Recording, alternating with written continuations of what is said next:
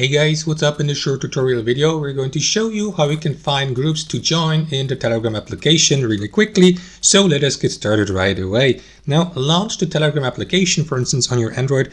And basically all you need to do, guys, is tap on that magnifying glass here in the top right corner, at least if you're accessing Telegram on your Android device. But basically it should work the same way on an iPhone. So what you want to do here, guys, is select chats below. And what you want to do after that is simply type in the name of the group you would like to examine and join. So for the sake of this tutorial, let me just type in gaming, for instance. And after that, you will see a list of available and accessible Telegram groups below. You may also tap on show more here to gain access to even more of these groups, and simply browse through that list to pick the one you would like to join by tapping on open here to the right and by sending a request to join the given group. And that's basically it, guys. That's how you do it. Thanks for watching and have a wonderful day.